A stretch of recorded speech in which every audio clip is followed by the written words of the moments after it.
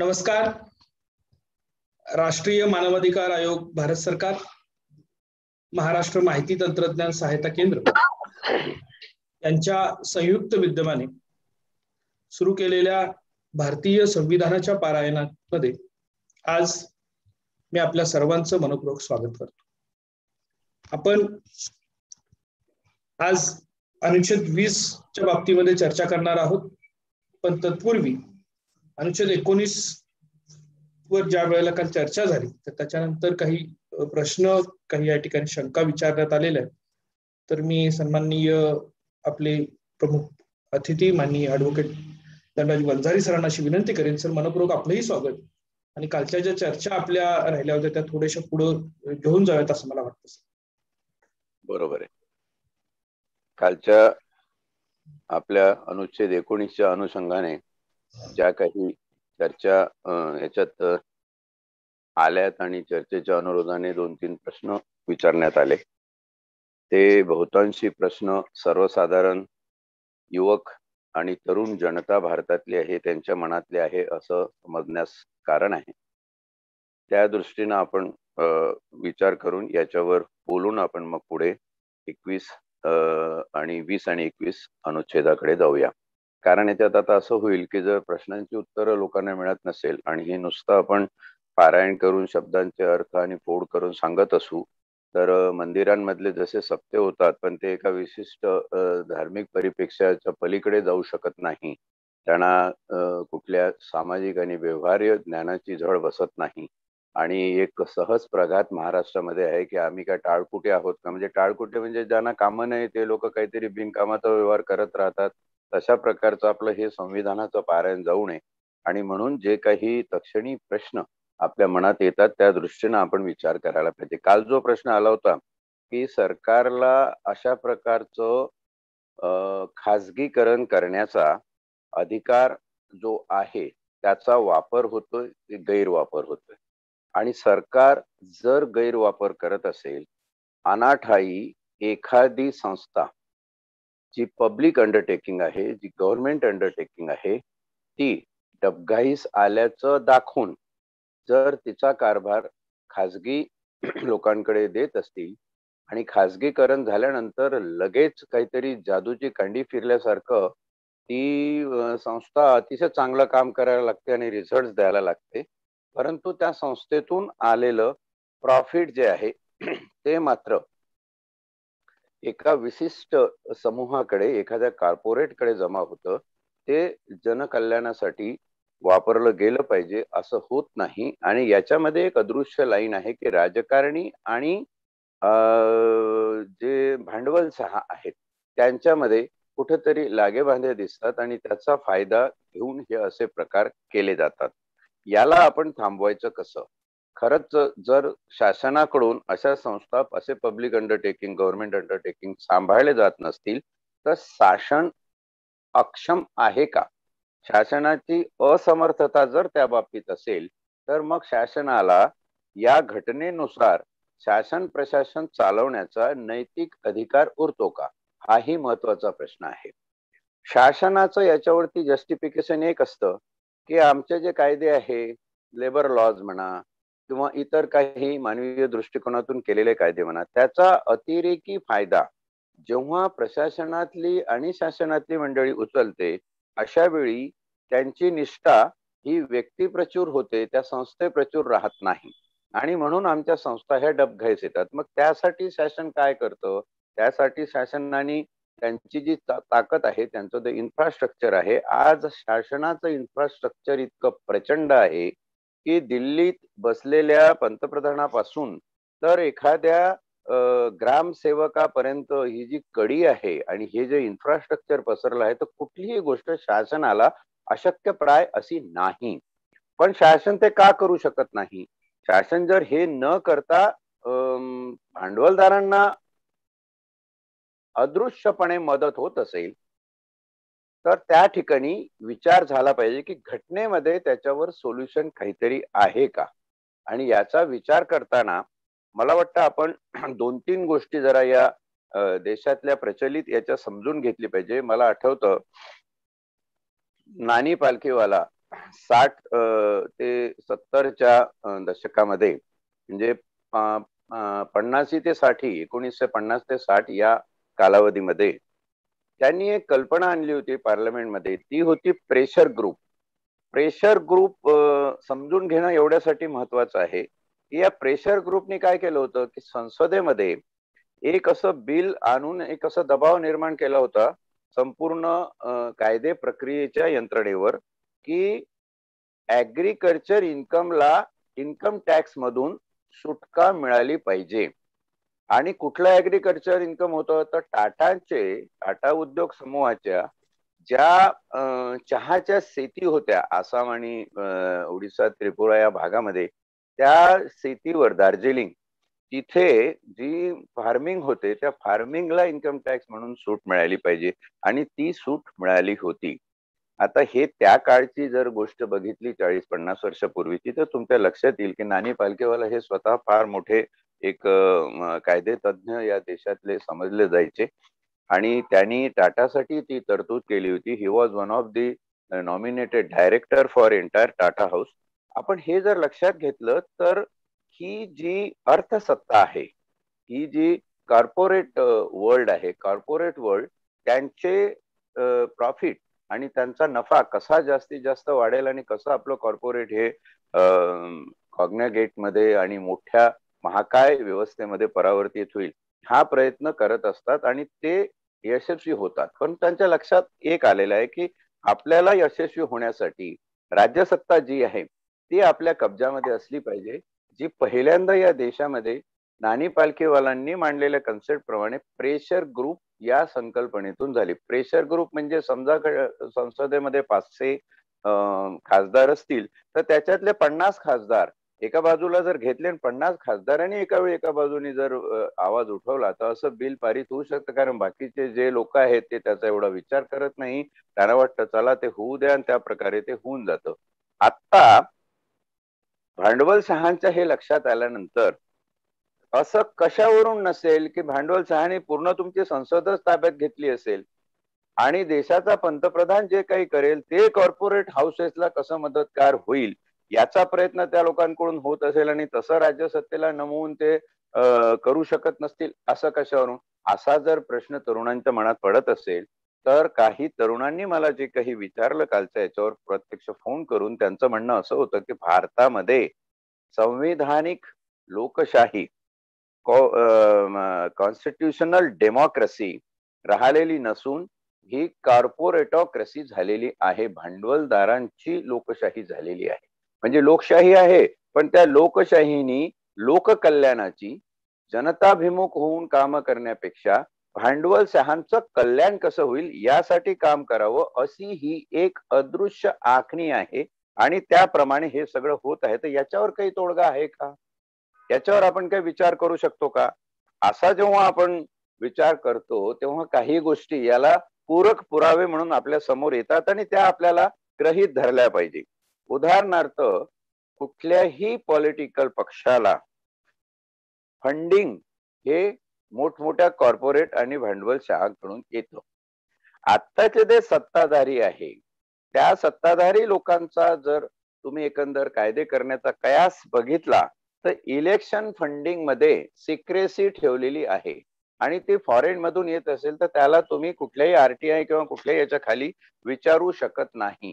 असा कायदा जो केलेला आहे त्या कायद्यामध्ये मला सांगा, जर एखाद्या पक्षाचं मुख्यालय 800 करोड रुपये घेऊन बांधलं असेल आणि गोरगरिबांना राहायला घर नसतील तर डेफिनेटली हे कुठंतरी भांडवलशाहा आणि सत्ताधारी राज्यसत्ता यांच्यामध्ये एक प्रकारची अदृश्य लॉबिंग झालेली आहे असं समजण्यास पुरावायुक्त कारण उपलब्ध आहे. आता या कारणाचा पाठपुरावा करून तुम्ही त्याचे सगळे धागेदोरे शोधून काढले आणि कोर्टात गेले तरी कोर्टामध्ये काय होऊ शकतं याचाही आपण या ठिकाणी विचार केला पाहिजे.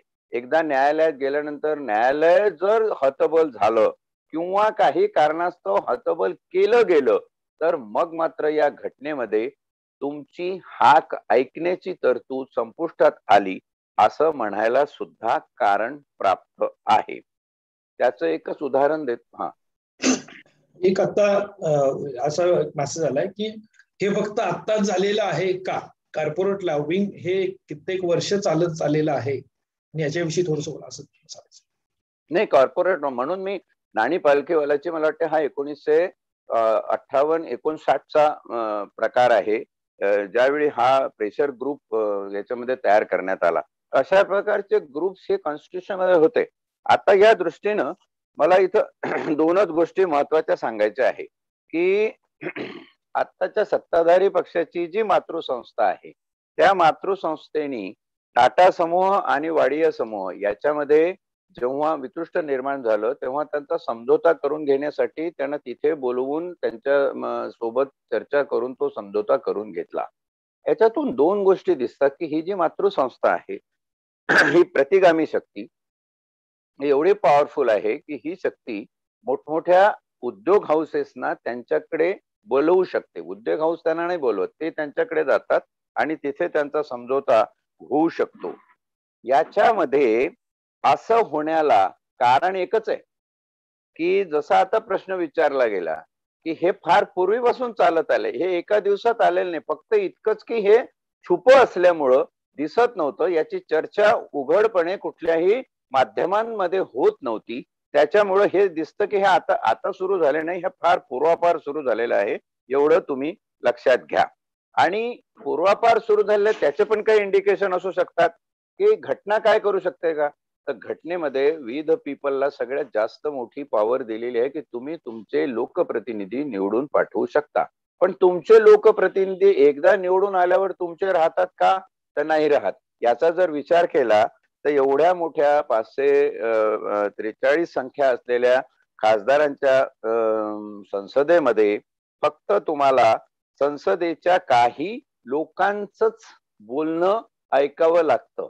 बाकी मंत्री सुद्धा कोण आहे याची ही माहिती सर्वसाधारण जनतेला नसते, कारण ते कधीही येऊन माध्यमांसमोर काही बोलत नाही. म्हणजे जनप्रतिनिधीचं सरकार राहिलं, घटनेप्रमाणे लोकाभिमुख सरकार राहिलं, की संसदेमध्ये एकाधिकारशाहीने ताबा घेतलेला आहे, हा प्रश्न तुम्हाला पडल्याशिवाय राहत नाही. हल्लीच ओबीसीच्या जातनिहाय जनगणनेचं आणि आरक्षणाचं उदाहरण फार बोलकं आहे की जेव्हा राजनाथ सिंग या गृहमंत्री असताना 1918 साली त्यांनी संसदेत घोषणा केली की ओबीसीची जातनिहाय जनगणना होणार आणि ते करणार सत्ताधारी पक्ष हे पहिलं सरकार असणार भारतातलं. आणि त्यानंतरच 2019 मध्ये म्हणजे एक वर्षांनी केंद्रीय गृहराज्यमंत्री म्हणतात की अशा प्रकारे जनगणना होणार नाही. आता हे झालं तेव्हा एक विचार करा की ओबीसीची खासदार संख्या किती आहे संसदेमध्ये? तुमच्या लक्षात येईल कमीत कमी 200च्या वर आहे. हे काही जात किंवा प्रवर्ग निहाय भाषण आहे असं समजू नका. हा मुद्दा खरोखर समजून घेण्यासारखा आहे की जर 200च्या वर ओबीसीचे खासदार असतील, त्यांच्या समोर अशा प्रकारची परस्पर विरोधी उदाहरणं शासकीय पातळीवरून येत असतील तर एकानेही हक्कभंग ठराव आणलेला नाही. कारण हक्कभंग ठरावाची तरतूद जी घटनेमध्ये दिलेली आहे त्याला कुठंतरी छेद गेला, त्याचा काही उपयोग झाला नाही. आता दुसरा प्रश्न याला जोडून येतो की हक्कभंग ठराव हा किती लोकांना कळतो, किती लोकांना त्यातलं मर्म माहित आहे, किती लोकांची विल टू वर्क इच्छा आहे की हा ठराव आणून अशा प्रकारे याला आपण छेद द्यावा, सरकारला जाब विचारावा. हा प्रकार संपलेला आहे. थोडक्यात काय तर भारताच्या संसदेत लोकशाही ऐवजी एकाधिकारशाही प्रस्थापित होत आहे, हे याच्यावरून आपल्याला समजते. दुसरं शेतकऱ्यांचं उदाहरण फार बोलकं आहे. शेतकरी आंदोलन करून जातात, शेतकरी विषयक कायदे रद्द करा म्हणून. हे कायदे आमच्यावर अन्यायकारक आहे. शेतकऱ्याच्या प्रत्येक घरामध्ये शेतकरी एवढा अडाणी नाहीये की त्याला कायद्याचा अर्थ समजत नाही. त्याच्या घरामध्ये graduate, post graduate, PhD, MBA पोरं आहेत, कायदेशीर वकीलही आहेत, डॉक्टर आहे, सी आहे. ते समजून घेतात की हे आमच्या विरोधी आहे. एक माणूस म्हणतो की हा कायदा माझ्या विरोधात आहे, तो कृपया बदलावा. आणि एकाधिकार प्रचूर सरकार म्हणते की नाही हे तुमच्या फायद्याचं आहे. मग त्याच्यावर त्यांनी विश्वास कसा ठेवावा जेव्हा त्याला असं दिसतं की भारतातल्या सगळ्या अन्न प्रक्रिये कारखाने, फूड प्रोसेसिंग युनिट हे सगळ्यात जास्त एनपीए नॉन परफॉर्मिंग एसेट बँकेचे झालेले आहे, 8,000 करोडच्या वरती झालेले आहे. इकडे मुलं आणि तरुण यांना जंक फूडची सवय लागलेली आहे. 2016 मध्ये 1,00,000 करोड रुपयाचं कर्ज अदानीला देऊन त्यांना वेअर हाऊसेस बांधण्याची परवानगी दिलेली आहे. आणि नोटाबंदी ते लॉकडाऊन मध्ये सर्वसाधारण जनतेच्या हातातला जो काही थोडाफार पैसा होता तोही काढून टाकलेला आहे महागाई आणि इतर याच्या माध्यमातून. तर हे सगळं जर तुम्ही कडीला कडी लावून बघितलं, कसं आहे, मी सांगतो म्हणून त्याच्यावर विश्वास ठेवू नका.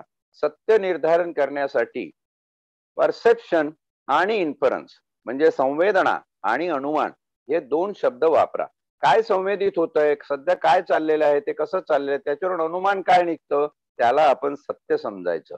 न्याय प्रक्रियेमध्ये काय परस्यू झालं, त्याच्यावरून काय अनुमान लागलं, त्यावरूनच न्यायाधीश महोदय सत्याचा निवाडा करून निर्णय देत असतात. म्हणजे खरं काय ते आपण लक्षात ठेवलं पाहिजे. खाजगीकरणाच्या बाबतीत बोलायचं झालं तर खाजगीकरणाच्या विरुद्ध आपण जेव्हा सुप्रीम कोर्टात जातो तेव्हा राज्याची आपली स्पष्टीकरण ठरलेली असतात. आत्ताचं बोलकं उदाहरण मला वाटते ही 16 तारखेची की 17 तारखेची केस 17 तारखेची केस आहे सुप्रीम कोर्टामध्ये.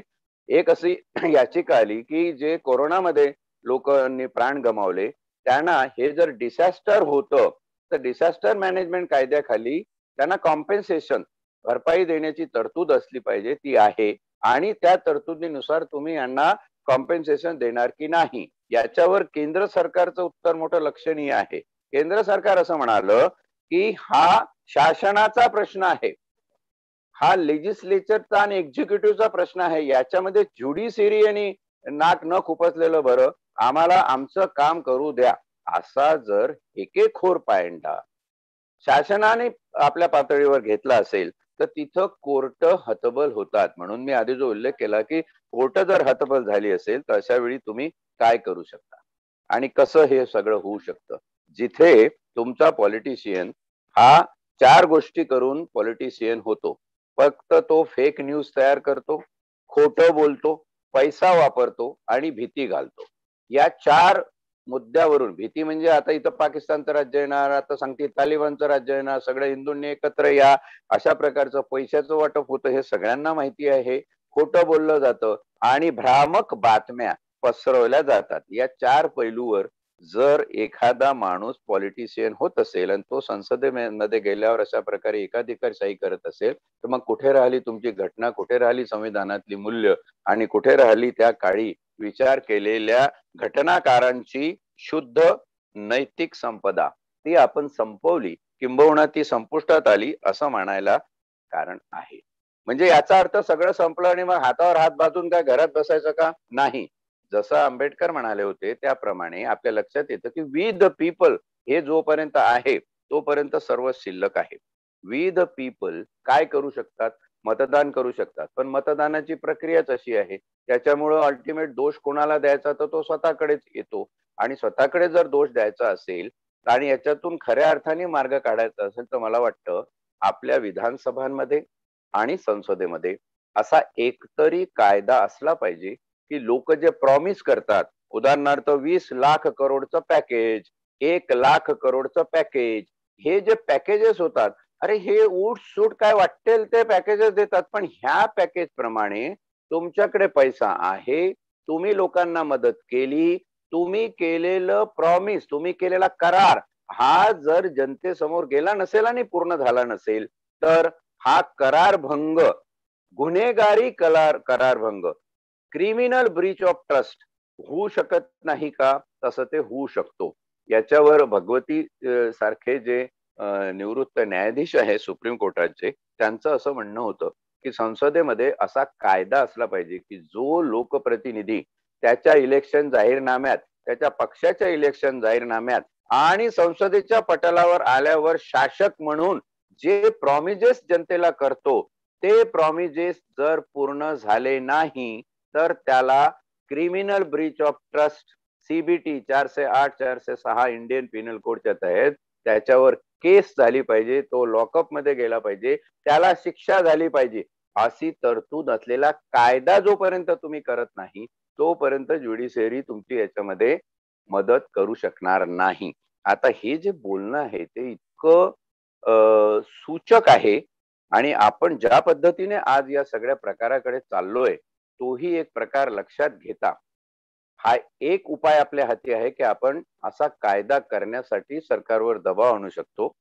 दुसरा एक प्रकार आहे, केजरीवालचा जो प्रयोग आहे दिल्लीतला, तो बाकीच्या सगळ्या गोष्टी बाजूला वावदुकीच्या ठेवून मी बोलतो की तो जो प्रयोग आहे त्या प्रयोगातून असं दिसतं की जनताभिमुख केलेले प्रॉमिजेस हे निभावण्याचा एक प्रघात नव्याने पडतो आहे आणि ते फार चांगलं उदाहरण आहे. माझ्या मते असा प्रयोग आपण इतर राज्यांमध्ये किंवा महाराष्ट्रासारख्या पुरोगामी राज्यांमध्ये का करू शकत नाही? इथं एक पॉलिटिशियन येतो, तो तुम्हाला प्रॉमिस देतो की माझ्याकडे विमान आहे, मी पायलट आहे आणि तुम्हाला 30,000 फूट उंचीवरून मी तुमचं विमान उडवून नेणार. दुसरा येतो, तो सांगतो की मी याच्या विरुद्ध तुम्हाला बिझनेस क्लासमध्ये ट्रॅव्हल करून देणार, तुमचं सिटिंग असं असणार, तुमची योजना अशी असणार, तुमचं खायला चांगलं देणार, हे देणार. आणि आपण त्या हाय प्रॉमिस केलेल्या पायलटच्या विमानामध्ये बसतो. नंतर समजतं की त्या पायलटला विमान कसं चालवावं त्याचं ज्ञान नाहीये, किंबहुना ते विमान ऑलरेडी हायजॅक झालेलं आहे, त्याला कुठे उडवायचं आणि कुठे लँड करायचं हे त्याचं तो ठरवतो, तुमचं त्याच्यात ऐकलं जाणार नाही. ही जी फसगत भारतीय जनता स्वतःहून स्वतःची करवून घेते. मी म्हणणार नाही की लोक तुमची फसवणूक करतात, तुम्हाला पुरेसं ज्ञान आहे, तुमच्या जाणीवा पुरेसे तेज आहे, सतेज आहे, पण तुम्ही स्वतःची स्वतः जेव्हा फसवणूक करून घेता तेव्हा तुम्हाला परमेश्वर सुद्धा वाचवू शकत नाही. अशी आजच्या परिस्थितीची शोकांतिका आहे, ती आपण लक्षात घ्यायला पाहिजे. जाणीवपूर्वक शोकांतिका हा शब्द अशासाठी वापरतो की जेव्हा एखादा शोकांत समाजामध्ये निर्माण होतो तेव्हाच नवीन आशेची किरण जन्माला येतात. शोध ही गरजेची जननी ज्याला आपण म्हणतो, जननी हा गरजेचा शोध आहे. त्यासाठी असं जे वाक्य आहे की necessity is the mother of invention, ही गरज आता आहे. आणि गरज असेल तर तुम्हाला काहीतरी नवीन प्रयोग केला पाहिजे. म्हणून सगळ्या तरुण युवक पिढीला माझं आव्हान आहे की या ठिकाणी विचार झाला पाहिजे, विवेकपूर्ण विश्लेषण झालं पाहिजे आणि ते होऊन याच्यावर आपण काही करू शकतो का? कारण हा प्रयोग करण्याची सगळी सूत्र ही घटनेनी आम्ही भारताचे लोक यांच्या हातात दिलेली आहे. आणि मला वाटतं सरकार खासगीकरण का करतं, इथून जो प्रश्न सुरू झाला त्याचं विस्तृत विवेचन आणि उत्तर जर काही असेल तर हे अशा प्रकारे दिलेल्या उत्तरात जे आत्मपरीक्षण प्रचूर उत्तर आहे त्याच्यामध्ये असावं. इतकं बोलून मी इथं थांबू इच्छिल. जर काही पुढचे प्रश्न नसतील किंवा याच्यावर काही प्रतिप्रश्न उपप्रश्न नसतील तर मला वाटतं आपण पुढे जायला हरकत नाही.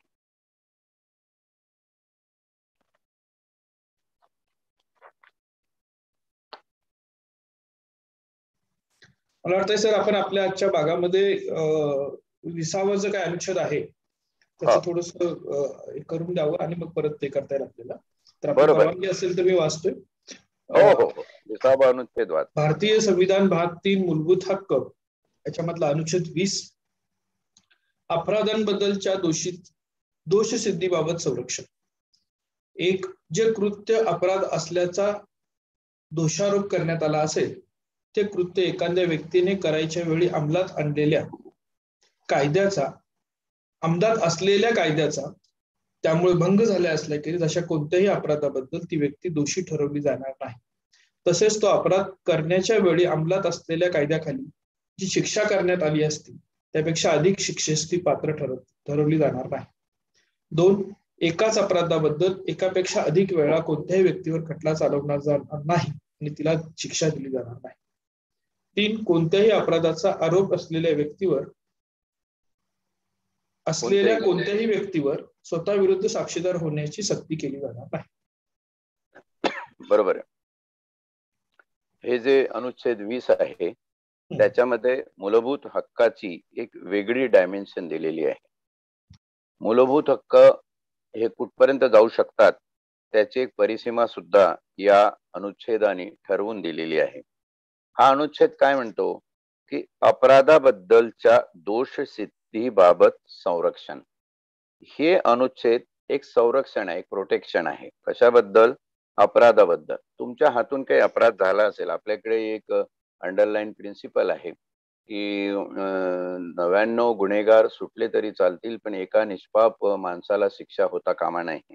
तशा त्याच्यातून निर्माण झालेलं हे अनुच्छेद 20 हे तुम्हाला एक संरक्षण देतं.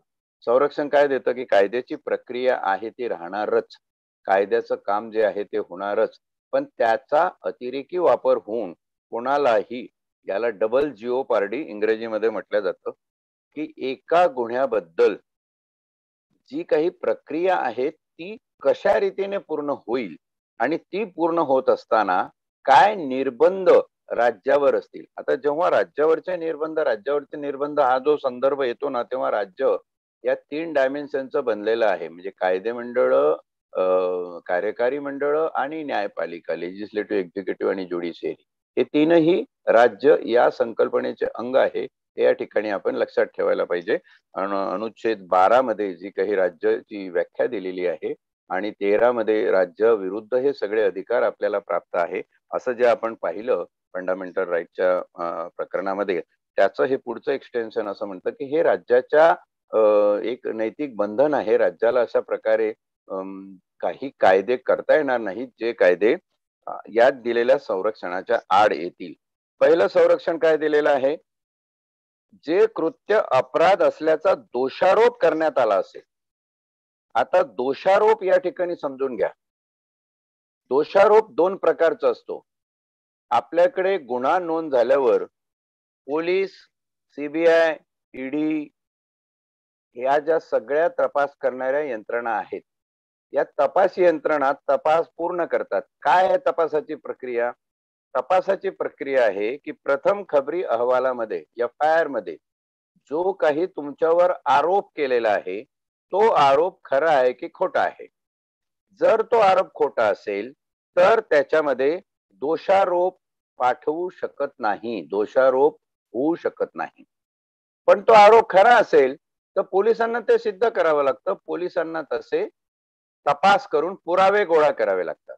आणि समजा पोलिसांना हे निष्पन्न झालं की प्रथम खबरी अहवालामध्ये, FIR मध्ये दिलेल्या ॲलिगेशन प्रमाणे या आरोपी विरुद्ध पुरावे उपलब्ध आहेत, मग ते साक्षीदारांचे जबाब असतील, परिस्थितीजन्य पुरावे असतील, मेडिकल एक्सपर्टचा रिपोर्ट असेल, एखाद्या बॅलिस्टिक एक्सपर्टचा रिपोर्ट असेल, एखाद्या लॅबोरेटरीचा तज्ञाचा रिपोर्ट असेल, हे सगळे आपण कायद्यात पुरावा म्हणून ग्राह्य मानलेले आहेत. असा पुरावा निष्पन्न झाल्यावर पोलीस अशा व्यक्तीच्या विरुद्ध दोषारोप पत्र न्यायालयात सादर करतात. इथे लक्षात घ्या, पोलिसांनी दोषारोप न्यायालयात सादर केलेला आहे, अजून दोषारोप ठेवण्यात आलेला नाही. पोलिसांनी सादर करणे आणि दोषारोप ठेवणे याच्यामध्ये फरक आहे. याला इंग्रजीत म्हणतात की चार्जशीट पाठवली आणि चार्ज फ्रेम झाले, जोपर्यंत चार्ज फ्रेम होत नाही तोपर्यंत हा खटला चालत नाही न्यायालयामध्ये. न्यायालयाची पहिली पायरी काय आहे की पोलिसांनी अशा प्रकारे जर चार्जशीट दोषारोप पत्र पाठवलं असेल तर त्या दोषारोप पत्राची शहानिशा दोषारोपण करण्याच्या आधी केली गेली पाहिजे. आणि अनेक केसेसमध्ये असं पोलिसांनी पाठवलेलं दोषारोप पत्र हे चॅलेंज केलं जातं आणि आरोपीच्या वतीने डिस्चार्ज अप्लिकेशन, दोषमुक्ती अर्ज केला जातो, जो आता भुजबळांच्या केसमध्ये हल्लीच्याच ईडीच्या आपण सेशन्स कोर्टामध्ये बघतोय. तर हे डिस्चार्ज अप्लिकेशन जे आहे त्याची सुनावणी करणं कोर्टाला कायदेशीररित्या प्रक्रिया म्हणून भाग आहे. आणि त्याची सुनावणी करत असताना जर कोर्टाला असं वाटलं की याच्यामध्ये पोलिसांनी केलेलं जे दोषारोप पत्र आहे ते दोषारोप पत्र बरोबर नाही, हे काहीतरी कलुषित मनाने केलेलं आहे, किंवा अशा प्रकारचं दोषारोपण करण्याचे पुरेसे पुरावे उपलब्ध नाहीत, असं जर कोर्टाला वाटलं तर कोर्ट तुम्हाला तिथेच दोषमुक्त करतं.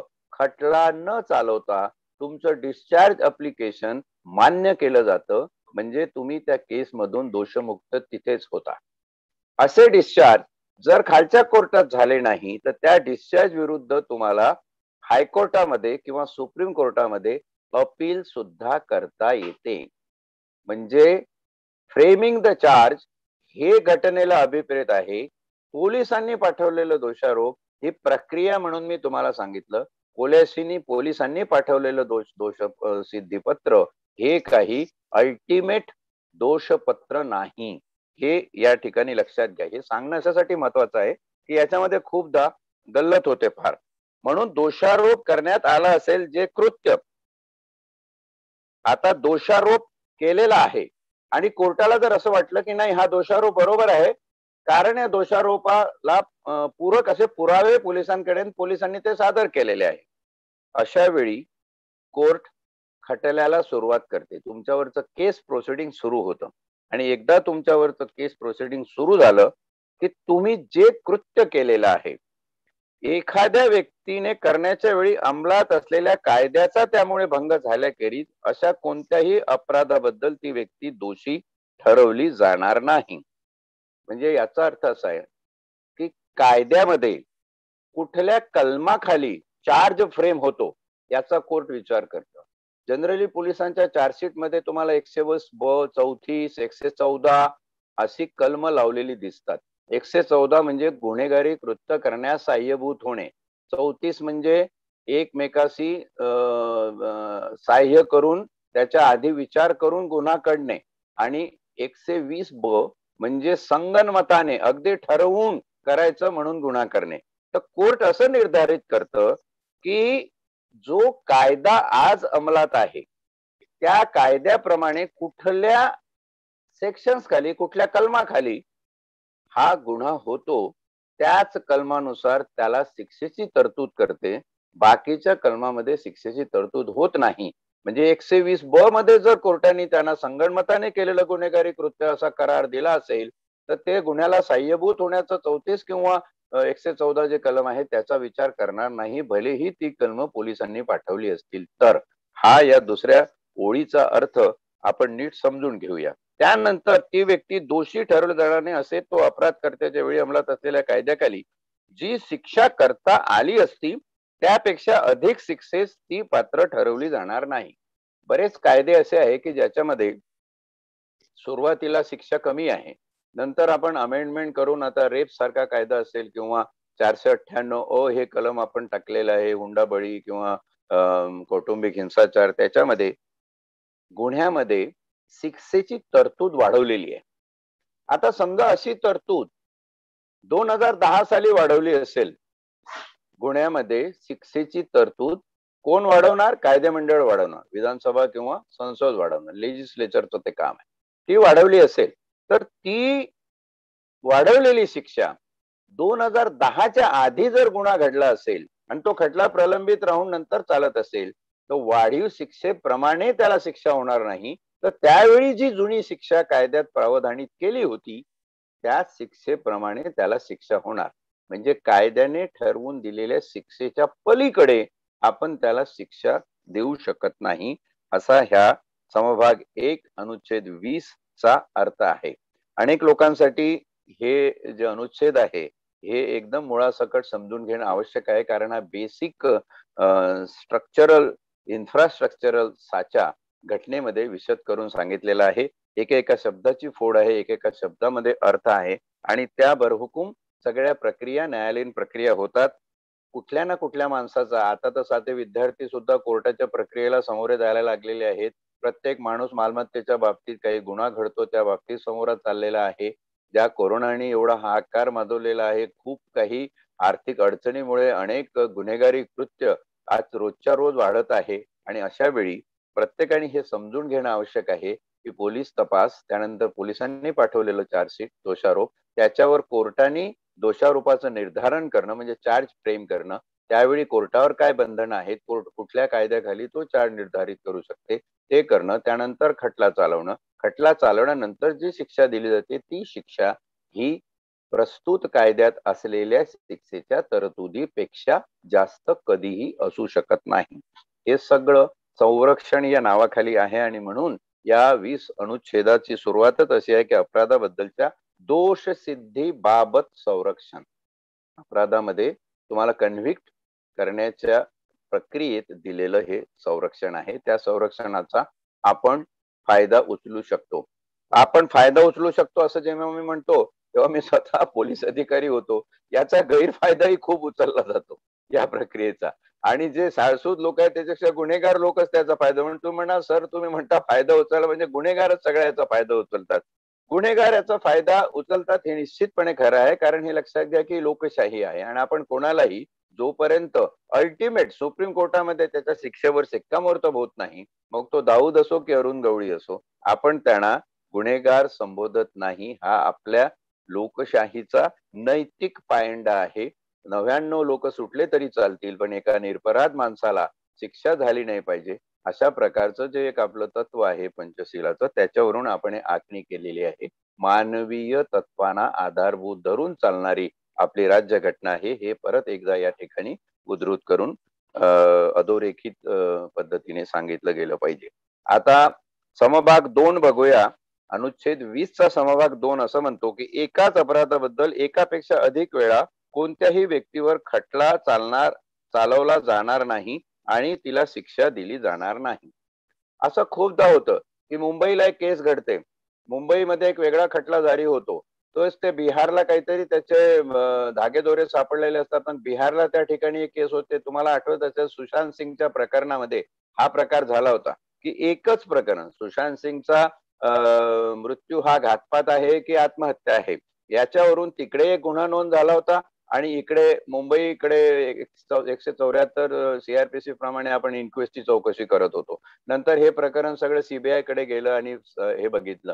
केंद्र सरकारने सीबीआय कडे हे प्रकरण देण्याचा त्यावेळी एकच उद्देश होता आणि तो म्हणजे हे समभाग 2 अनुच्छेद 20 मधलं काय उद्देश होता की एका खटल्यासाठी 2 तपास यंत्रणा काम करू शकत नाही, कुठली एकाच तपास यंत्रणेने काम करावं, हे क्रमांक 1. आणि एका खटल्याला 2 चार्जशीट किंवा 2 दोषारोप होऊ नये. एका खटल्यासाठी एकच दोषारोप झालं पाहिजे. एका अपराधाला एकदाच शिक्षेची तरतूद पाहिजे आणि ती शिक्षेची तरतूद करत असताना आपण हे बघितलं पाहिजे की डबल जिओपार्डी म्हणजे त्याच्यावर एकाच कृत्याबद्दल 2 खटले गुजरणार नाहीत ना, त्याची काळजी आपण घेतली पाहिजे. हे राज्य सरकारवर बंधन घटनेच्या समभाग 2 अनुच्छेद 20 यांनी लावून दिलेलं आहे. समभाग 3 बघूया. समभाग 3 असं सांगतं की कोणत्याही अपराधाचा आरोप असलेल्या कोणत्याही व्यक्तीवर, कोणत्याही डबल वापरलेल्या, कोणत्याही अपराधाचा आरोप असलेल्या कोणत्याही व्यक्तीवर स्वतः विरुद्ध साक्षीदार होण्याची सक्ती केली जाणार नाही.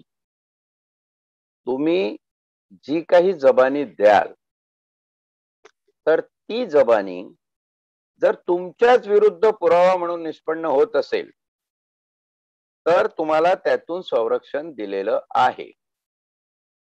एकदा एका केस मध्ये असं घडलं माझ्या की स्वतः आपल्या बायकोचं कापलेलं मुंडकं माणूस घेऊन आला पोलीस स्टेशनला आणि सांगितलं की मी माझ्या बायकोचा खून केलेला आहे, घ्या. आता तपासाची प्रक्रिया काय होती ते झाली, पण आता प्रश्न असा पडला की एफआयआर प्रथम खबरी अहवाल हा त्याचा नोंदवून घ्यायचा की इतरांचा नोंदवून घ्यायचा.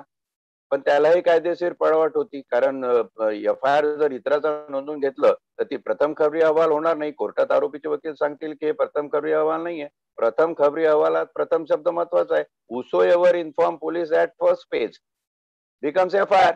मग आम्हाला ती त्याचीच एफआयआर घ्यावी लागली. पण कायद्यात असं आहे की आरोपीची जरी एफआयआर असली तर एफआयआर हे डॉक्युमेंट 154 सीआरपीसी प्रमाणे वेगळं समजलं जातं आणि निष्पन्न होणारे पुरावे जे आहेत ते वेगळे समजले जातात. थोडक्यात कुठल्याही आरोपीला स्वतःच्या विरुद्ध साक्ष देण्याची सक्ती केली जाऊ शकत नाही.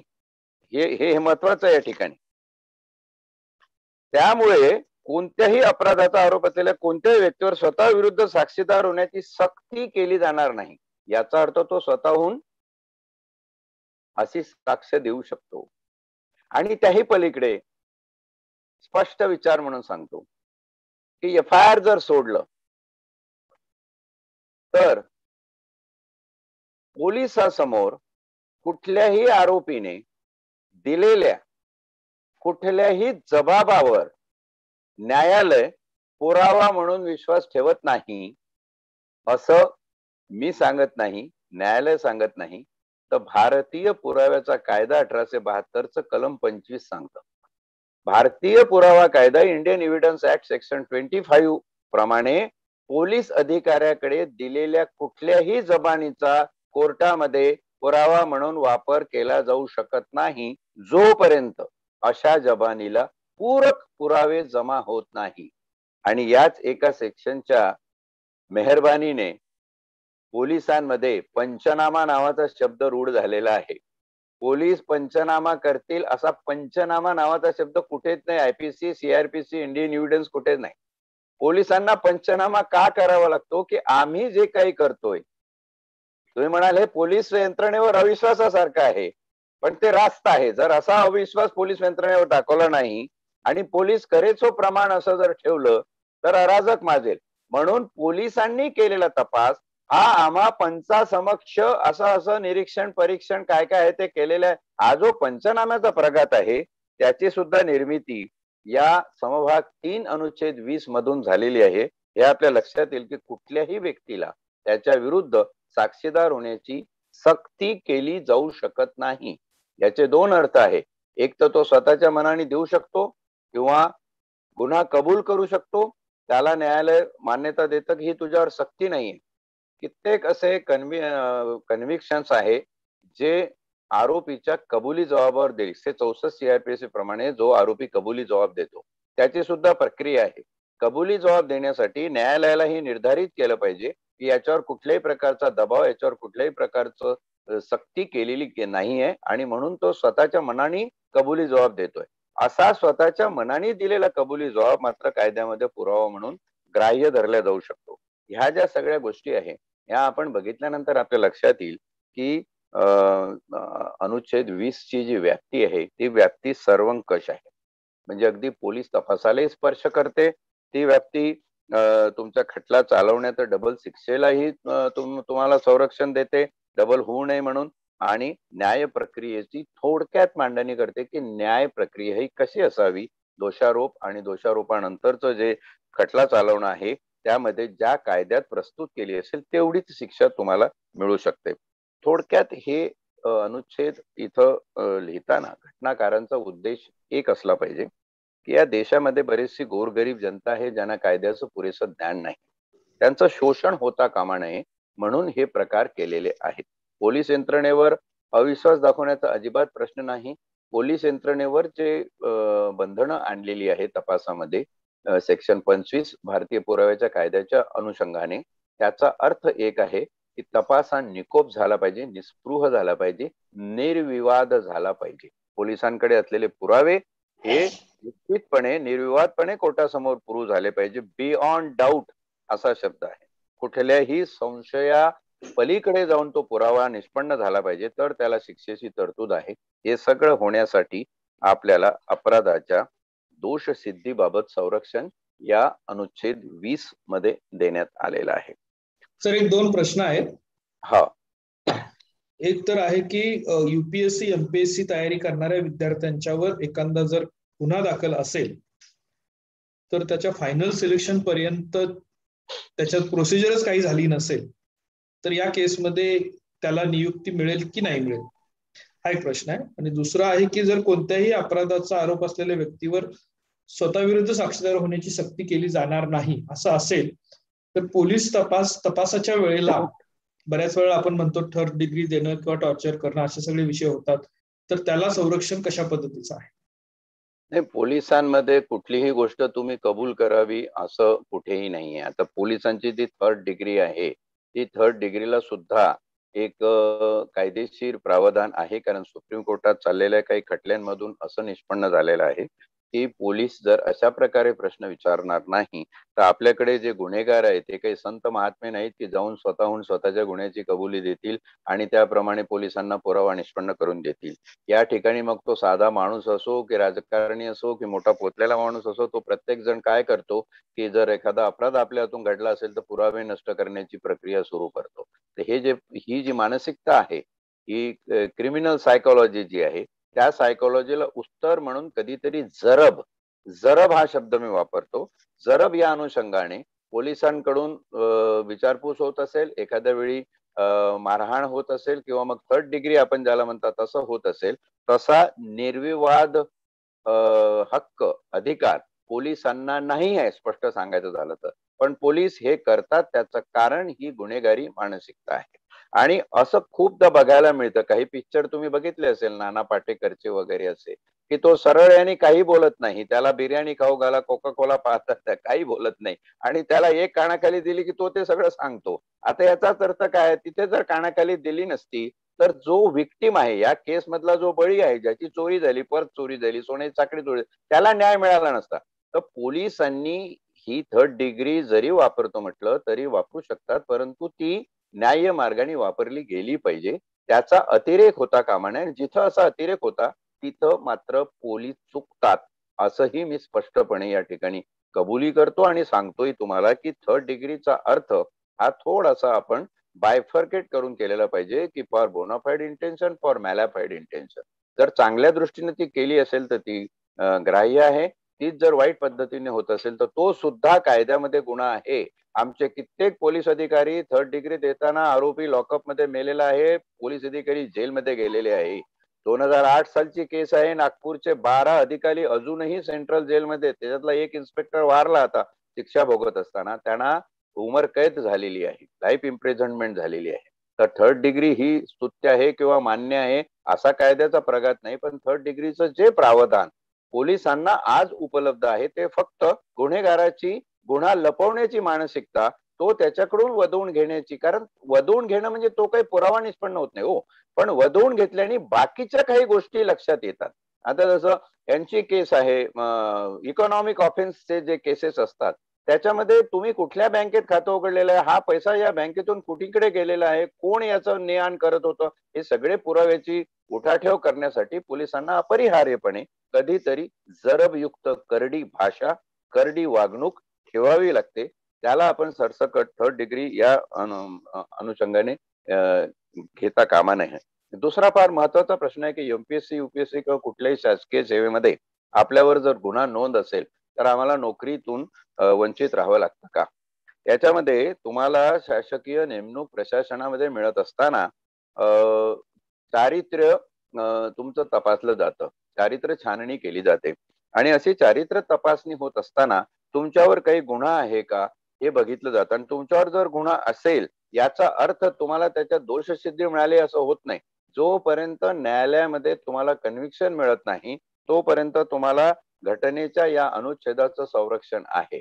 तुम्ही हे सांगू शकता की माझ्यावर ही केस आहे, परंतु या केसचा राजकीय संदर्भ आहे, एक सामाजिक संदर्भ आहे, कुठेतरी मी मोर्चात गेलो होतो, त्या ठिकाणी माझ्यावर केस झाली, ही केस माझी न्यायालयात चालू आहे. कारण आपली प्रक्रिया एवढी लांब आहे न्यायालयाची की एखाद्या विद्यार्थ्यावर समजा तो 20 वर्षाचा असताना एखादा गुन्हा नोंदवला आणि तो 30 वर्षाचा 32 वर्षाचा होईपर्यंत ती केस कोर्टामध्ये चालू राहिली तर त्याचं त्या स्पर्धा परीक्षेची वयोमर्यादा निघून गेलेली असेल. त्यावेळी आपण अशा प्रकारे एखादं संरक्षण या कायद्याखाली वापरू शकतो. असं एखादं डॉक्युमेंट आपल्या वकिलाकडून किंवा आपण एक ऍफिडेव्हिट स्वतःचा तयार करून देऊ शकतो की हा गुन्हा हा अशा अशा प्रकारचा आहे, यासाठी माझं चारित्र्य पडताळणी होत असताना ही गुन्हेगारी वृत्तीचं आहे असं कृपया होऊ नये, कारण ही केस प्रलंबित आहे. एवढं तुमच्या हाती आहे तेवढं तुम्ही करू शकता. सगळ्या प्राधिकरणाकडे याचा पाठपुरावा केला पाहिजे. खूप विद्यार्थी याच्यावर हाही प्रतिप्रश्न विचारतील, आम्हाला तर ते आमच्यावर गुन्हा आहे तसं म्हटल्यावरच आम्हाला काढून टाकतात. तुम्हाला काढून टाकतात आणि तुम्ही चूप बसता असं नाही. तुम्ही त्याचा कायदेशीर शासकीय पद्धतीने प्रशासकीय कार्यालयांमध्ये पुरावा केला पाहिजे. जोपर्यंत तुम्हाला दोष सिद्धी नाही तोपर्यंत तुम्हाला नोकरीपासून कोणीही वंचित ठेवू शकत नाही. जर तुम्ही खऱ्या अर्थाने सिलेक्ट झाले असाल तर चारित्र्य पडताळणी तुम्ही सांभाळून घेतली पाहिजे. मला वाटतं पुढचे 2 प्रश्न फक्त वाचतो सर मी, ऑनलाईन आलेले, ज्याची उत्तर आपल्याला उद्या देता येतील आणि पुढे आपण थांबूया. एक आहे की कायदा पायदळी तुडवला जातो किंवा कसे, उल्लंघन होते किंवा कसे, किंवा सामान्य जनतेला न्याय मिळवणं सोपं आहे किंवा काय, असा एक आहे. दुसरं, पोलीस तक्रार प्राधिकरणामध्ये प्रशासनाचं दुर्लक्ष आहे असं वाटतं, असा एक प्रश्न आहे ज्याच्यावर आपण उद्या सविस्तर चर्चा करूया. आज जो महत्वाचा त्या ठिकाणी अनुच्छेद 20 वर आपली चर्चा झाली, त्याच्यामध्ये आता लोकांच्या मधूनही चांगल्या पद्धतीच्या क्रिया प्रतिक्रिया येत आहेत. म्हणजे हीच आपल्या एक उपक्रमाची यशस्वीता म्हणावी लागेल की लोकांना सहभागी व्हावंसं वाटतंय, त्यांना त्यांच्या प्रश्नांची उत्तरं मिळतील असं वाटतंय आणि त्या अपेक्षेला पूर्त उतरण्याचा प्रयत्न आपण या पारायणाच्या माध्यमातून करूया. आजच्या या भागामध्ये सहभागी झाल्याबद्दल मी ॲडव्होकेट धनराज बंजारी सर, त्याचबरोबर रमेश पिसे सर यांचं मनपूर्वक आभार मानतो. सर्व जे ऑनलाईन उपस्थित असणारे जे काही आपले श्रोते प्रेक्षक आहेत त्यांचे आभार मानतो आणि आजचं हे सेशन इथे थांबतो.